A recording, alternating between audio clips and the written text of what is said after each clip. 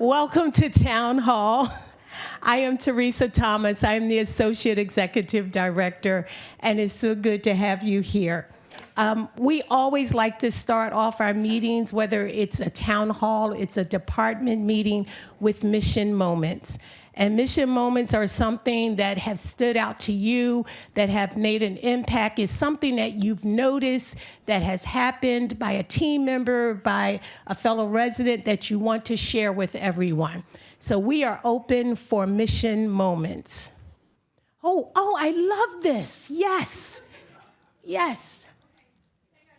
Okay, I'll get Judy, you'll go to the back. Most of you are probably not aware, but we have 3 team members who are working for their U.S. citizenship right now. So I thank them and I thank their tutors. Wonderful.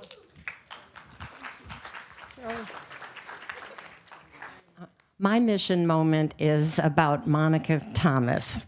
And my husband needed to be in assisted living when I was going to be away for a month a short while ago. There were no rooms available until Monica moved mountains to find a room for him. And then he was diagnosed with partial pneumonia at Alexandria Hospital. The pulmonologist we were to see was affiliated with Alexandria with Arlington, Virginia Hospital Center. How do you get a CT scan from lungs over to this pulmonologist? Not easy, very complicated. I see nodding heads.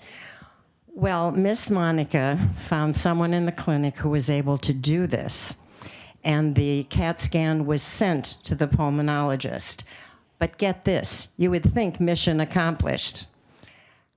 The next day, Monica calls the pulmonologist to make sure it was received. Thank you. Brava to her.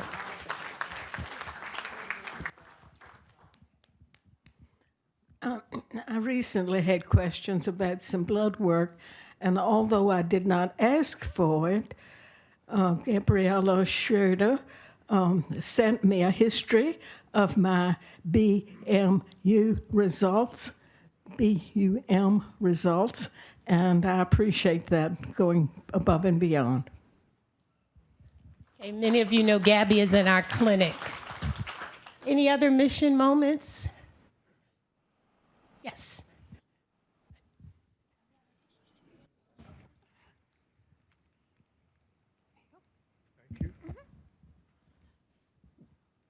Yesterday, Heather Sherman conducted a meeting for anyone who wanted to come here in the auditorium to discuss the foundation and what it's all about. We've been here about 3 years, and it's the first time one of those kind of meetings has ever occurred. It gave us an opportunity to ask a lot of questions and presented to us a lot of detail that I'm pretty sure that none of us knew about, how the foundation worked, how it did its job, and how it set its priorities. And it is not obvious to the casual observer how all that happens. So thank you to Heather for organizing that effort and presenting to us an education about the foundation, the kind of work it does, and how important it is in the organization here. But something that was key that she mentioned that probably not many of us know is that its goals, its go do this, is set by the board of directors. They are not a operating group on their own. They get marching orders. And when they have something that they're supporting, it's because those are the things they've been told to do. So it's important to understand how that flows, and the fact that we contribute money really makes a difference on how well it goes. So thank you again to Heather Sherman for making those things happen.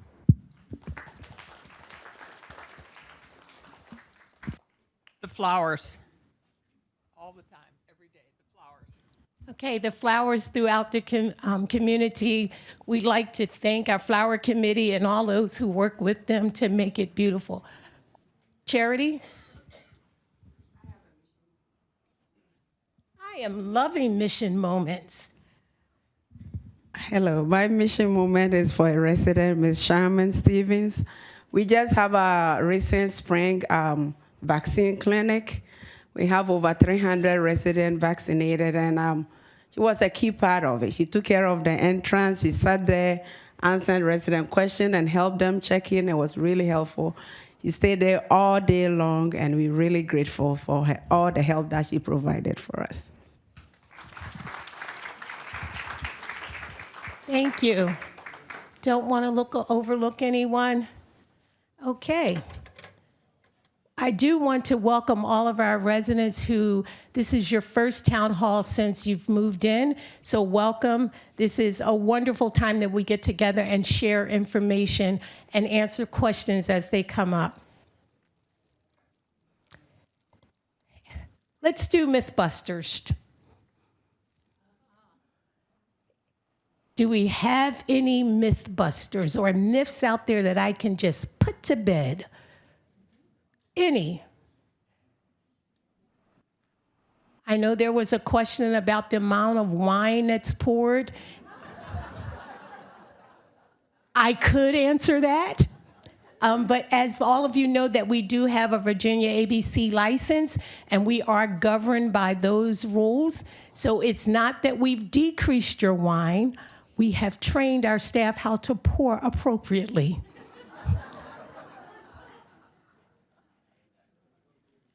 Any other myths or things out there?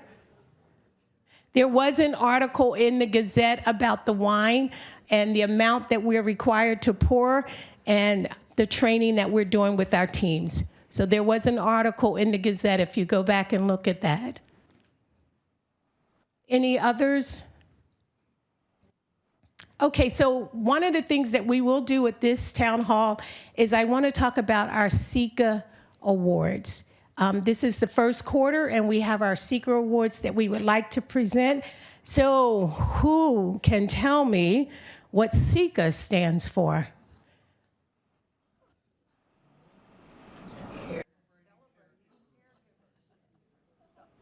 Celebrating caregivers. That sounds about right. Right? Okay, so let's celebrate our caregivers. And we always look at 3 areas that we love to highlight. The first one is our nominators, and this can be from team members nominating other team members. We really want to enforce or encourage team members to talk to each other, to look at what we're doing, to celebrate the care that each of us are providing.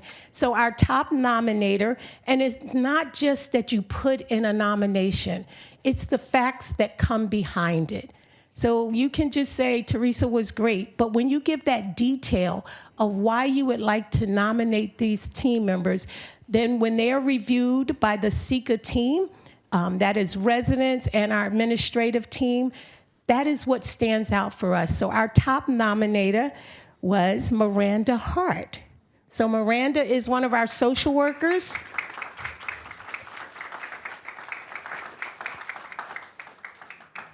We want to thank you for seeing the good in what everyone does here. So thank you for being the nominator. I think Chanel wants a picture of you. Okay, thank you.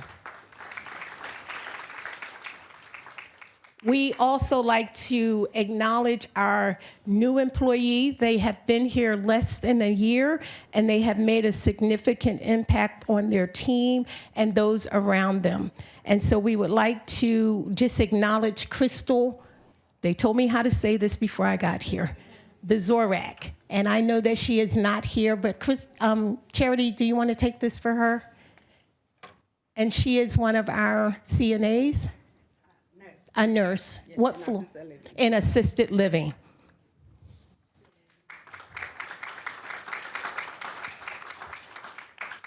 And the drum roll for our SECA first quarter awardee is Dunja Tahaje. Come on up. So I know Jackie's going to come and talk a little bit about Dunja. But we want to make sure that Dunja receives this check and the big check. Thank you. This one you'll have to give back, okay?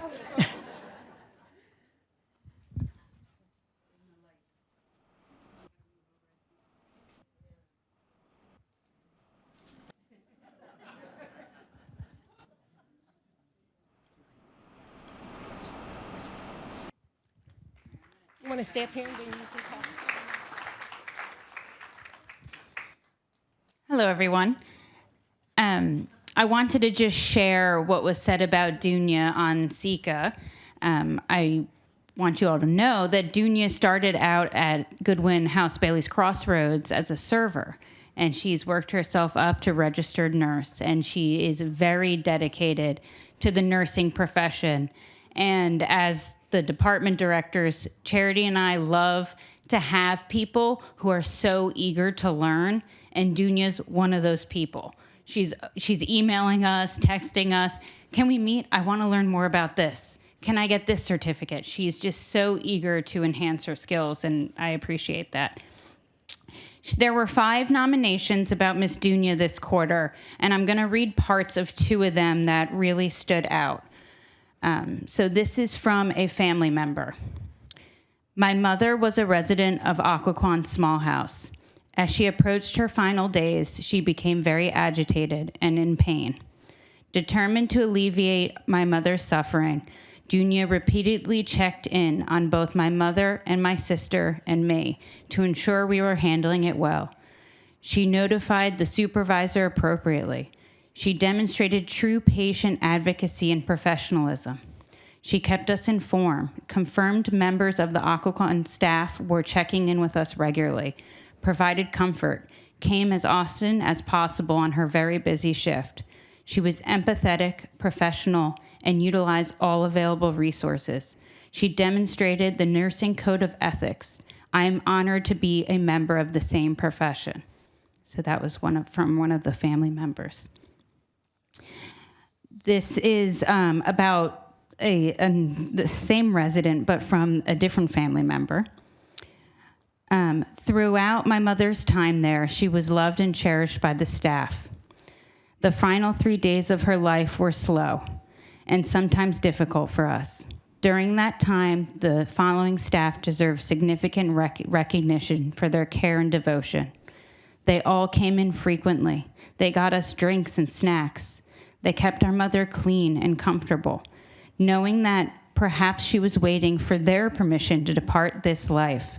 They allowed their own tears and grief to show as they hugged my mother, told her all was okay and she could leave, that her family would be okay, that they would miss her smile and humor and stubbornness, and she was loved and her loved ones would be waiting for her. Truly, it was a family saying goodbye, and we could not be more grateful for the comfort and atmosphere that was created. These extraordinary staff provided their hearts. Thank you. So, thank you, Ms. Dunya. Thank you, too. I appreciate it.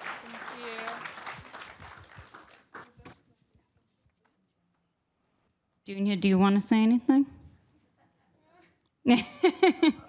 You don't have to, but kind of.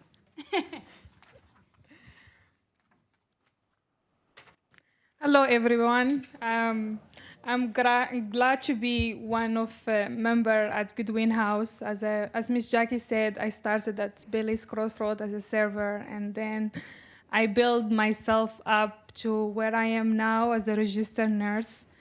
So I appreciate every help from the staff, from the residents, and also Goodwin House was one that assisted me obtain my citizenship. So yeah, they always been support from me from the beginning to the end, and I'm here also to support them. So that's what I can say. I'm sorry, I'm a little bit nervous. I didn't expect that. So thank you, Ms. Jackie and Charity. I really appreciate your support. And thank you to all my residents.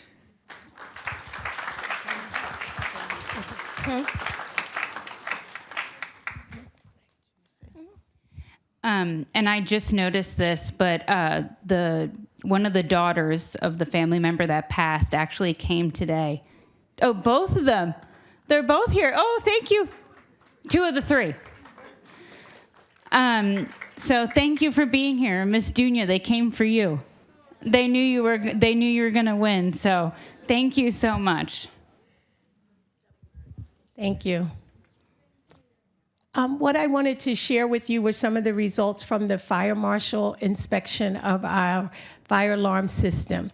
And I think the first thing I will share is that they did a thorough inspection in each building, the original building and the tower, and they also went into 2 apartments in each building.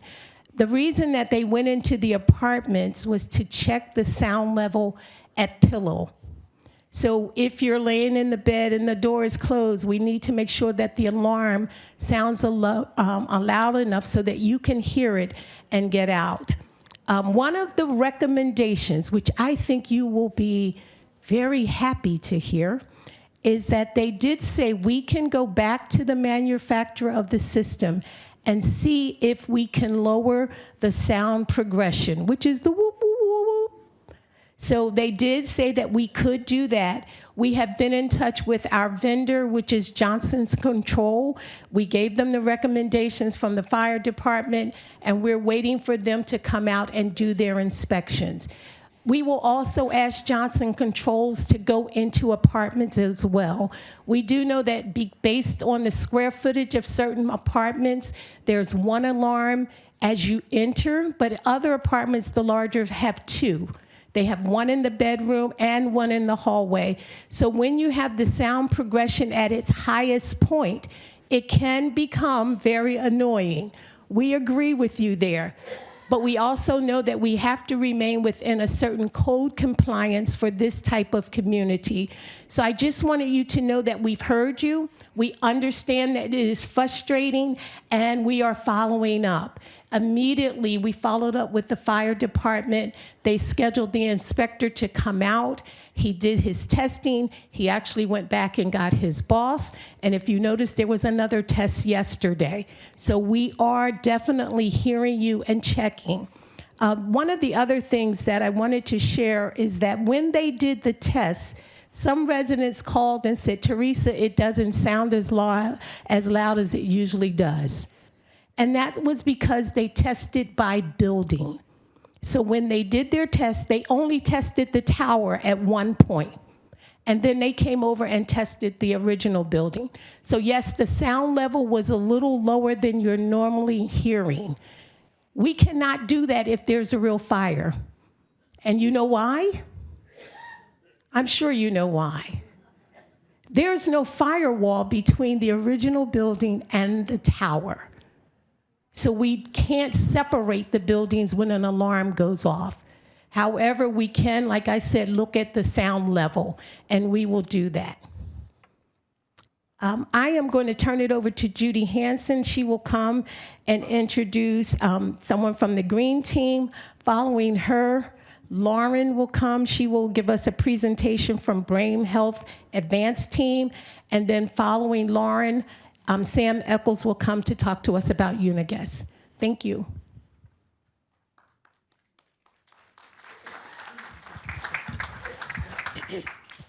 Good afternoon. I'm ceding time from the resident council so Pat can talk to you about what the Green Team is going to be doing over Earth Day. Our Green Team does work with our Standing Committee, Environmental Services Committee, quite closely. So Pat?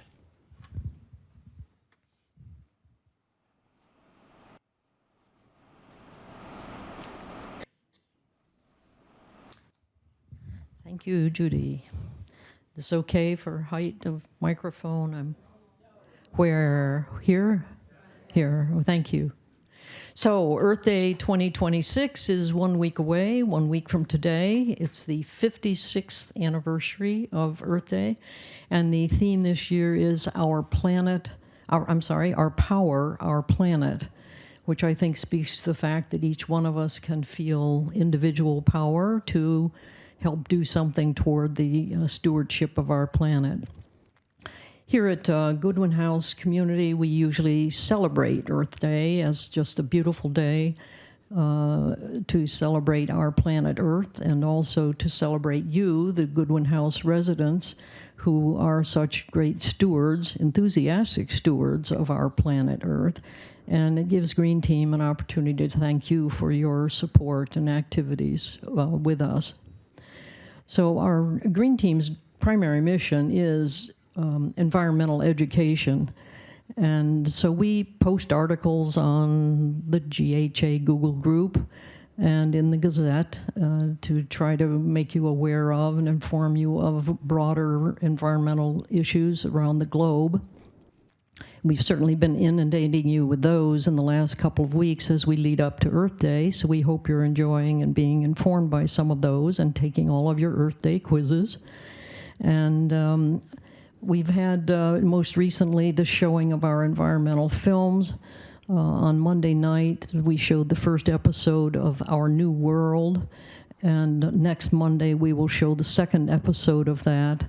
And I'd like to really do a shout out here to Dick Bennett, who is the primary person on our green team who selects those titles and is our primary projectionist. And we also encourage you to give us titles to environmental films if you should come across some.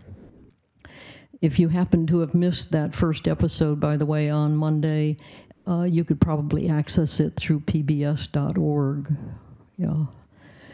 And it was really a wonderful film. So those are the kind of broader global kinds of issues, but here, closer to home, you probably associate us mostly with educating the community about recycling, because recycling keeps tons of stuff out of the landfills. And we really appreciate your efforts on that behalf. So to that end, Green Team developed a document called Best Practices a couple of years ago under the leadership of Jim Carroll, the founder of the Green Team. And we edit it each year and make modifications so that it is up to date. And we also have a document that we, the Green Team, try to educate you about, but was not developed by us. So yes, it is your Environmental Services Committee in conjunction with Ana Landetta's Department of Environmental Services that actually developed the trash and recycling guidelines that you see in your trash rooms. So they have placed those containers in your trash rooms, posted the signs, taken the photos, and all those kind of things. And then Green Team follows up by trying to give you clarity and further education about how to deal with those things. So all of those items, the guidelines, the best practices, and so on, are on Uniguest under the Green Team logo. And we would encourage you to go there to access them. The photos of the posters are all finger expandable, easy to read, and so on. But we also have been hearing from you that you would just really like to have your own copy. So we are going to do that. We are, in the next few days, going to place in your mailboxes of all independent living apartments a 3-page document, back to back, less than 2 reams of paper. We apologize for that. But we hope that you'll find it as a handy reference to put in your kitchens or hang on your cupboards or whatever, if it gives you a little guidance to help you to make the right decisions about recycling issues. And of course, we'll try to answer any questions that you might have that come up. But thanks to the Environmental Services Committee under the leadership first of Peggy Burke to develop those guidelines, and now Tom Schum is the chairperson of that committee. And Tom Schum, Dick Bennett, Marty McDowell, Judy Bryan have all been very active in developing those documents for you, and I think it's a very meaningful set of things that you can have at hand. We also, Green Team, as you know, place articles in the Gazette periodically, and on a weekly basis you'll see a Green Team hint. They come from a list of 50 hints that we have developed, and Sam has access to that list, and so she just picks one each week to put in the issue. And if you have any items that you think should become Green Team hints, then again we encourage you to bring those to our attention. And Jennifer has been particularly helpful in getting our items posted on Uniguest and also getting this document that I referenced published for us. So then that brings us to actually Earth Day. So what happens next Wednesday that Green Team would be interested in sharing with you? So Life Enrichment is primarily responsible for this day, and they have an abundant number of activities going on out there, including apparently a 76-degree day. So thanks for that. The Dining Services Committee has planned a lunch for you, a picnic lunch, and it includes a vegetarian option, and we should all be eating a little bit lower on the food chain and being a little bit more sustainable with our choices. So we would really encourage you to take advantage of that vegetarian option that they are going to provide. And I'd like to do a shout out for the work that we do with Joaquin and Dan and Alex on all of those dining services issues. You've been very, very helpful. So on that day, just to bring your attention to what to do with all of your picnic items, the entree will be served in one of the compostable cardboard containers with compostable cutlery. The napkin, the wrapper, all of it can go into a compost container. And we will have 2 locations out there labeled for you so that you can put all of your lunch debris into the compost container. Adjacent to the compost container will be a recyclable item container where you can put your soda can if you use a soda for your drink, or no plastic bottles for water, but a plastic cup that will be recyclable. So we will really encourage you to have one-stop drop for your lunch items at the picnic on Wednesday. So what's Green Team going to be doing at its tables? Well, one thing is that we're going to have our usual popular show and tell set of items. Those items that are plastic that you are sometimes confused about as to whether they are or aren't. And so we'll have lots of examples of yeses and nos and people there to answer your questions. And we invite you to bring any item that you might have that you're confused about, and we'll see if we can help you with that.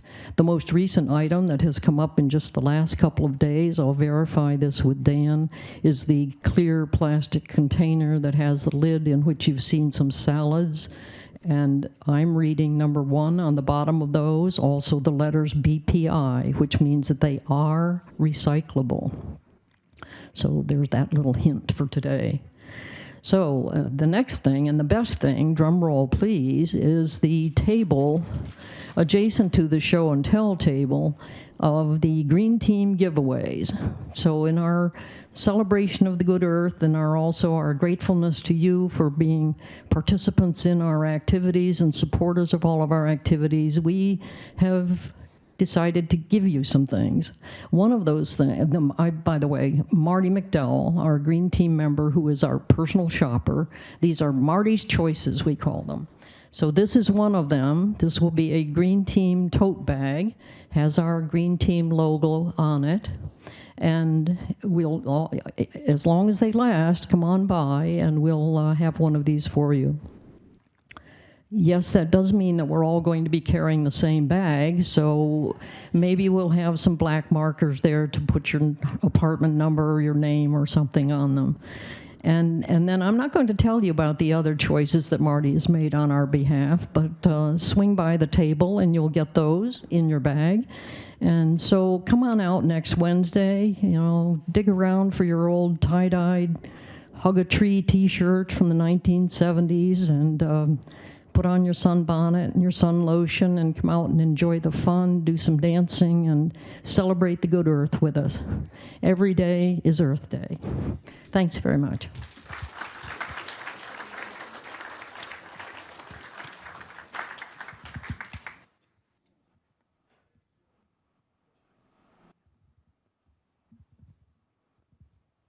Is it on? Yes. Hi, I'm Lauren. I am a social worker here with the Care Connections team. That is not why I'm here today, but I will be tabling tomorrow for National Decisions Day somewhere in this building. I don't know where, if you want to talk about advanced directives or do not resuscitates. Real fun. So I'm here today to talk about the Brain Health Advance Team. We are one of many advanced teams within Goodwin Living. We are not the Brain Health Department. It's confusing because it's the same name, but we are the advanced team, and we support cognitive health within Goodwin Living among both residents and team members. So our goal is to make brain health education, dementia awareness, and cognitive wellness a core part of Goodwin Living's culture. So, I did read this ahead of time, but I am also going to look at the screen. So we are one, like I said, one of the many advanced teams within Goodwin Living to promote brain health. We work together to provide education, activities, events that support brain health. And the other advanced teams are brain health, DEIB, wellness, technology, and talent. So we do education such as programs and resources that support cognitive wellness. We provide dementia awareness and support, such as dementia-friendly education. We have wellness and lifestyle events, programs focused on cognitive well-being, nutrition, movement, and creativity. And we do community events and awareness. We'll be having Brain Health Expo here in June. Date TBD, but it will be in June, and other Alzheimer's awareness events throughout the year. Residents and team members are encouraged to attend the Brain Health Advanced Team programs. We would love to hear your idea for future topics, programs, presentations, and to learn more about brain healthy living. So upcoming, we'll be doing dementia-friendly information sessions at all the campuses. Like I said, Brain Health Awareness Month is in June, and we'll be having the Brain Health Expo here. And then we are planning, it might not be a walk to end Alzheimer's, but we are planning something for Alzheimer's in September, also TBD, but that is in the works. So our two shepherds for the program are Deb Klein, who is the executive director at The View, and Samantha Murray, who runs the Thrive program over at The View. We have team members from all campuses, and like I'm part of Goodwin Health, so we really try to incorporate a large variety of who is on the Brain Health Advanced Team, so we get to know different residents, different populations, and incorporate all parts of Goodwin Living. Nope. Are there any questions for me? Okay, thank you.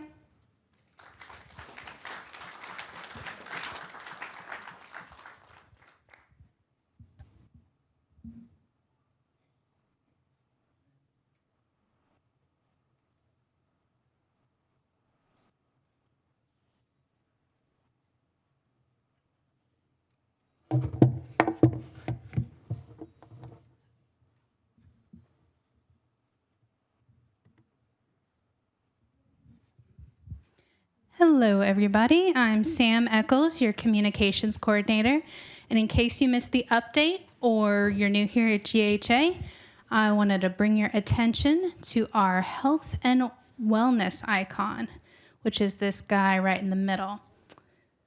So we used to have separate icons for clinic, vaccination, and infection numbers, and the pharmacy, all that good stuff. Now it is all located under this one place. So if you click on health and wellness, you've got your clinic guide there. Check out the hours, contact information. Same thing for CVS. You can explore these different things, but a bunch of resources for you. And under here, you can also find those weekly numbers that you're used to. And other than that, I wanted to bring your attention to some settings that might make your life easier. So let's go into activities. Most people's, it looks like this when you open it. Wednesday, it shows you everything. So one thing you can do if you just want to find out what's going on Saturday, you don't need to scroll all the way down, you can hit collapse all, go to Saturday, there we go. Or if you know that this is how you like to see it all the time, you can change that in your settings. You go to your profile picture, click on it, go to settings, and then under default category list view, hit collapsed. And some of you have had trouble with not being able to zoom in on PDFs, and it's too small to read on your phone, so that's a problem. If you have that, you can go to settings, and it doesn't appear on the laptop, which I'm using, but on your phone, right under this at the very bottom will be something that says open PDF in app. Make sure that is not clicked. If it's not clicked, then instead it will use the PDF reader on your device, and you can zoom in with your fingers like you do anything else. Any questions?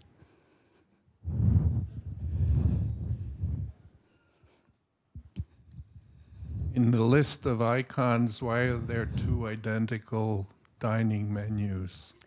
That is because I'm staff. You won't see these. You'll only see one. Anybody else? Alrighty. That's all I've got. If you have any questions or lose your login information or need any help with Uniguest, you can always contact me or drop by the Life Enrichment office.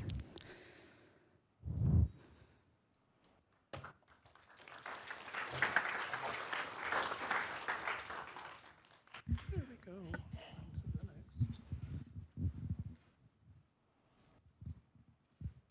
Oh, do I do that?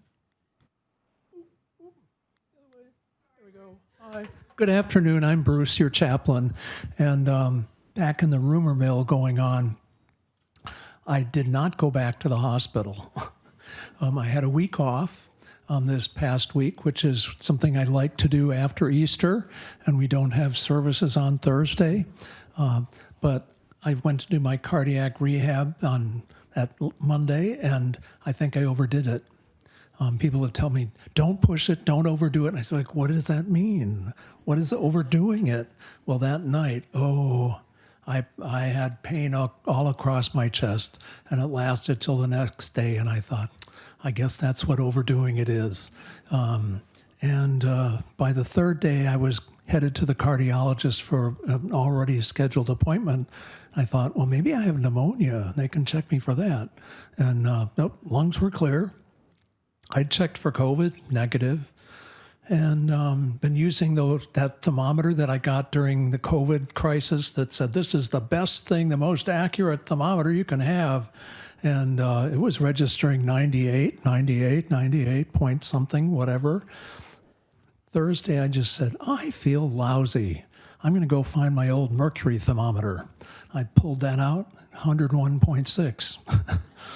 So I had 101 or so for about 4 days, and I went to see my doctor, and they tested me for flu and COVID, neither one. But I got calls from here saying, oh, we heard you had COVID. Somebody else texted me saying, oh, they said you'd gone back to the hospital and you had problems with your heart again. And I was like, no. Rumor mill. No, I'm okay. And I had my day, what you call the buffer day, where you have to have no fever and no Tylenol for 24 hours before you can come back in, and I had that.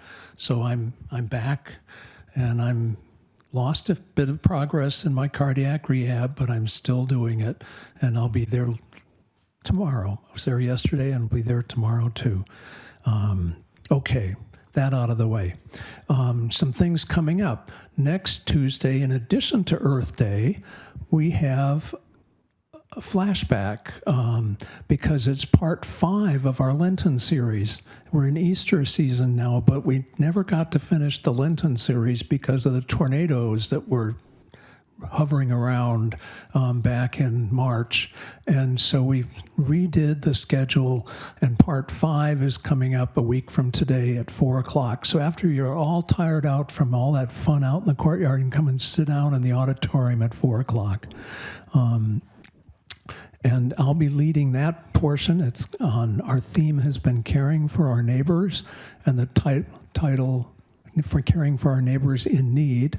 That's the overall title of the series, and my portion is Caring for Our Neighbors. So I hope you'll be here to join me on that next Wednesday at 4 o'clock. And probably from around 10 until 2, if you want to take a break from the warm sun out in the courtyard, you can come and sit in the chapel and listen to Paul Winter's Earth Mass. Well, let's see, it's a Wednesday, so I can't do it from 10 to 2 because prayer group's in there from 11 to 12. Maybe from 12 to 3. How about that? There'll be some hours anyway. You can come listen to Paul Winter's Earth Mass. Then coming up, we have to say goodbye to 2 of our interns. Karine Adams, who's been a seminarian at Virginia Seminary and was with us for the whole fall semester and the spring semester. The 26th will be her last Sunday with us. And then the Thursday after that, the 30th, is when our CPE students graduate. And so Dale Westervelt, who has been with us for this unit of CPE, will be graduating, as well as Alex Patel, who was with us for the first couple weeks before he needed to be shifted over to another location. And we're hosting it. It'll be in our chapel at 2 o'clock on Thursday the 30th. So I hope, if you haven't gotten to know these two interns, I hope you'll make an effort in these next 2 weeks to make sure to introduce yourself, and if you haven't said how much you appreciate them, let them know how their presence has been helpful to you in their time here. And I think that's all that I have to share at the moment. And Anna's next. Let's hear it for Anna and all those clean floors and walls and ceilings and light bulbs and everything. Thank you, Bruce. Good afternoon. Let me put my things right here. So I am giving a little bit of update, and I know a topic that is being everywhere right now, and it is the linen inventory. So that was done by the team in GSBC here and GHA. That absolutely was completed, full force. So the next steps that we are going to do is set up the same similar inventory for GSBC. And then after that, we will have a complete number of linen that we are trying to make sure that it's accurate for us, having in hand here and over there in case an emergency as well. So with that said, this review will align both locations under that consistent measuring criteria, so ensuring that the linen and the data absolutely aligns with the 2 campuses. So does anybody have any questions about the linen inventory that we just did? I'm sorry? Well, the results absolutely was counting what we have in hand. And all that, the numbers was facilitated for us from GHA, from GSBC to here to GHA. However, the final number, we have to wait for GSBC as well to do their run. So with that said, when I get that result, I will absolutely let you guys know. But basically what we're doing is trying to make sure if we need to have more linen, we need to purchase more linen. That's what we need to be doing in order to serve you guys better. So that's the purpose of the linen. And that should be done at least twice a year. This is the first time it's been done in GHBC after, 5 years? So we were absolutely very due on that. That's why it's for some of you, they have many, many years here. It was like, oh, why are we doing this now? Well, we do have to have that count. And to be able to serve you better and to have the linen that we need to have for you in a good shape and well done, so we have to have that inventory, fortunately. Anybody have any questions about that? Yes.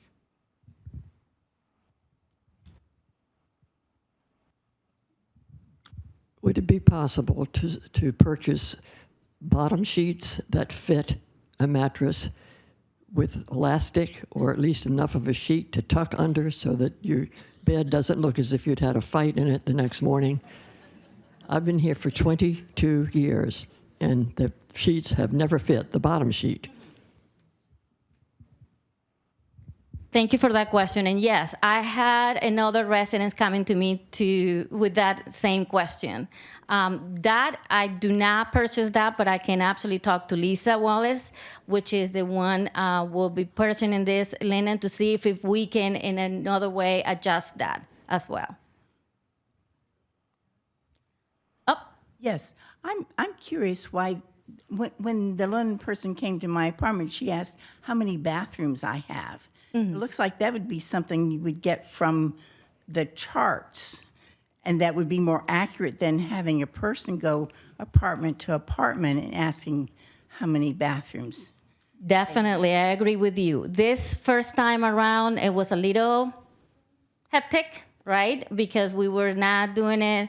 That was kind of like our first time in 5 years. So obviously we had a lot to learn and what to do and what not to do. So and that absolutely went well, because making that mistakes will allow us to already know exactly what to do in each of the building and each of the residents' apartment without asking the resident absolutely nothing. That's the goal.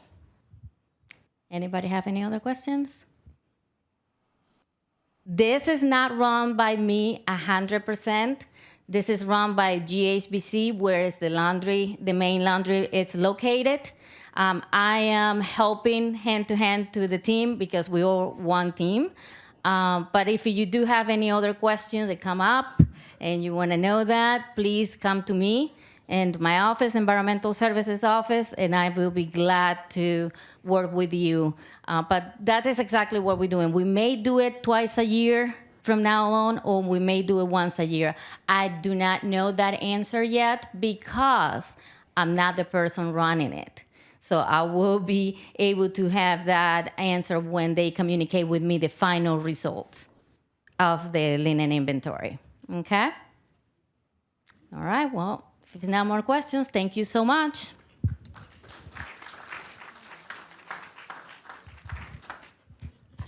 Just to let you know that Andrew is not here today, so he will not be able to report out on his facility condition assessment.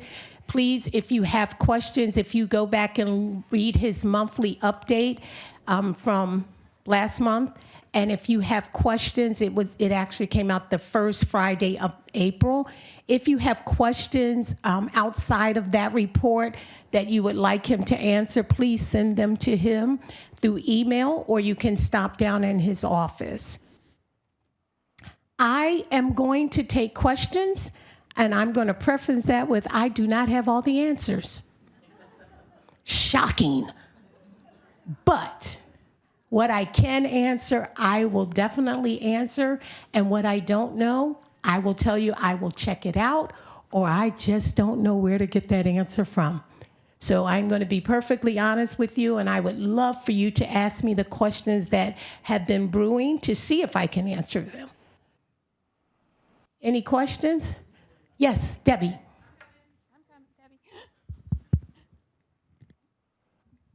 Less a question than a statement. On the facilities condition assessment and the monthlies, it has become obvious that there are some people who lack the background and some people who've just forgotten. And so Andrew is going to put together an overview that describes what the facilities condition assessment does for us, what it covers, and then for each of the major facilities categories, where we are in implementing those recommendations.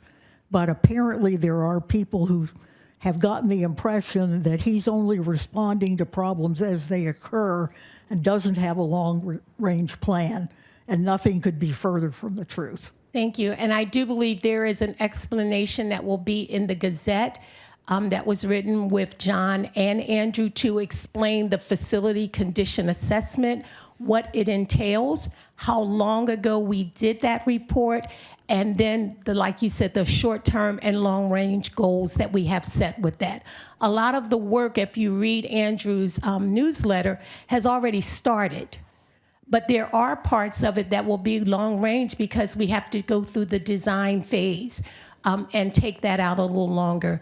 But it is not always responding to emergencies, but we do. But we do have a plan of how we're addressing things in the building. Yes. Teresa, thanks for everything that you do. And this is a combination of a magic moment and a question. For people who have not been out in Woodland Path, it's just glorious this time of year. And the extra work that's been done by Joshua and other people and the contractors is really producing great results. The tree paintings especially are great to do this, but that entire area, including at night, because the lighting is quite good. I was there quite late last night, so if you haven't been outside, it's really just fabulous, and everybody, the grounds committee and the staff deserve great credit. But one of the things that I noticed, and you know I have dogs that I walk frequently, is the patio back by the Fillmore is essentially never used. I think in the 3 years that I've been here, I've only ever seen it used twice. When I ask about dining out there, last year, I was told, well, if you want to eat out here, you can, but you go there and it's not set up. The staff are not really trained. But it would be great if we could take advantage of that really terrific space to do outdoor dining for whatever's being served there to do this. But it's such a beautiful area, I think. I would hope that as we come into the summer months, we could take more advantage of it. Steve, I can answer that question because I met with the dining team earlier this week. And so we do have activities that are planned for the outside patio. We did some work out there to make sure that it would be presentable. So there will be different activities out there. We also try to staff that area for when people want to eat outside. But it is also, we look at weather conditions. So yes, there will be activities. But it would be great if it was set up, so if you come there, for instance, when we have our pub nights and things like that, or that you could request that outside, we can request a table near there. But I think that in the past, when it was, if you want to eat out there, you could, it was sort of discouraging to find out it's not set up, the staff had no experience of doing it. So I would hope that we build into a routine part of our dining space, obviously weather contingent. Absolutely. I think it's weather contingent, and I think we did have it set up, and we had to take the tables and umbrellas down when we had a couple of storms coming, so we should get that back up. Sure. See, I don't have all the answers, but I have partners. Okay. When we reopen the pub on April 27th, you will be welcome to dine outside. We will make that as part of the announcement of the reopening. We probably will not preset that. But with the open seating arrangement that we have, all you would have to do is mention to the staff that you would like to be seated outside, and they will provide place settings for you and the same service basically that you would receive indoors. So really, anytime the weather is decent, you will be more than welcome to dine out there, as well as a few special evenings where we intend to be cooking out there and doing something like a wine and dine dinner outside.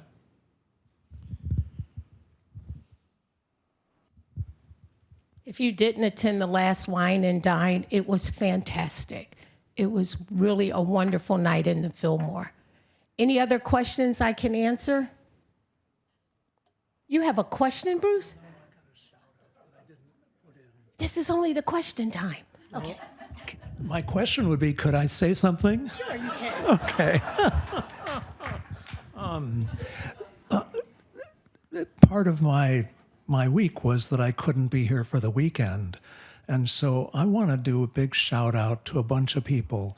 Many of them are you all, residents. When we do a memorial service, we have residents who fill in as ushers. We have the altar guild. We have greeters. And we had a big funeral on Saturday, and I was able to just let go of a lot of things as part of that because my team was working. And I'm so grateful for that. There were some things, however, that we were trying to manage from home, and that involved getting Jennifer on the line and being able to set up the Zoom, because I created the Zoom link for the memorial, but I'm the one that puts the computer in the chapel and turns it on, and I couldn't do that. So I made Jennifer a co-host and called from home, and she brought the computer from the auditorium and got it all set up so that it could be on. And she set up the auditorium so it could broadcast for overflow in here. There were people doing the things that I often do, and the residents that do what they do all the time when we do these things. And on Sunday, it was a similar situation. And it just so happened that Gorine was scheduled to be a reader. And Dale had been coming to our 10:30 service on his way to the 2 o'clock service at Forest Hills, where he was filling in for one of the other CPE chaplains. And I thought, he probably has a sermon ready. So they've worked together, and I asked if they would lead the Sunday services, which they both did, and apparently it went off swimmingly well. And so I'm just grateful for everybody who steps up whenever there's a need. And in order to get all the papers that went with that, the bulletins and the prayers and the hymns and all of that, Marilee and I were doing a lot of stuff over the phone. I was asking her to go into my computer files, email me the last version that I could update at home and email it back to her so she could print it and put it in the right place in the building where it needed to be. Oh, my goodness. All of that, and it was a great help to have all that kind of support, and I just wanted to do that big shout out to all those folks. Thank you, Bruce. Any other questions? Are you trying to get me to give you 5 minutes back? If there are no questions, I will do that. Thank you so much for attending our town hall. Spread the word.